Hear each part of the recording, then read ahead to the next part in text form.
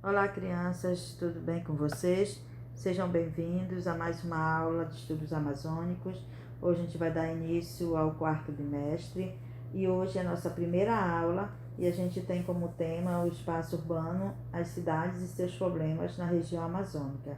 Hoje a gente vai falar um pouco sobre as cidades amazônicas. A formação das cidades são os primeiros tópicos que vocês têm aí, tá ok? Então, algumas pesquisas nos mostram, arqueologicamente, nos demonstram que a existência de sociedades indígenas sedentárias na região norte do Brasil. O que são essas sociedades sedentárias? É porque os primeiros povos que habitavam, eles eram povos nômades, eles ficavam se deslocando, de um lugar para o outro. Então, eles não tinham lugar fixo, porque eles viviam em busca de alimento, de forma de se alimentar. Então, no momento que eles começaram a plantar, a criar o animal, eles começaram a se fixar em determinado espaço. Então, eles se tornaram sociedades indígenas sedentárias, tá? As vilas e os vilarejos que vieram a se transformar nas cidades amazônicas têm relação direta com o processo de ocupação e da colonização europeia.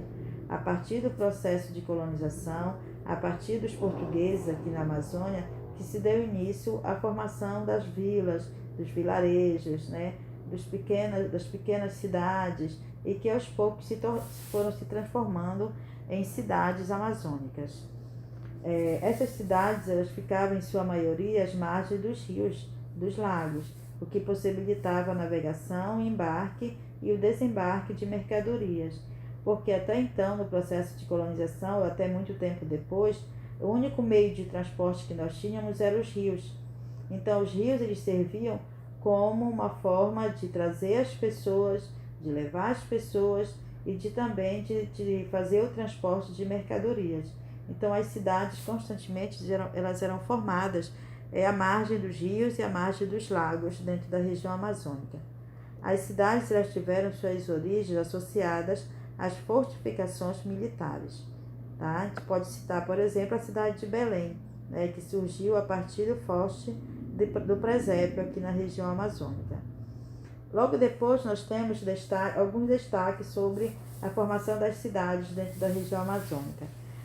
Destaque para as cidades concentram um número significativo de pessoas, de atividades econômicas, políticas e culturais. Tá? Então a gente já sabe então que o nosso espaço geográfico ele é dividido em espaço rural e espaço urbano, que são as cidades. E são nas cidades que estão concentradas com mais diversificação as atividades econômicas.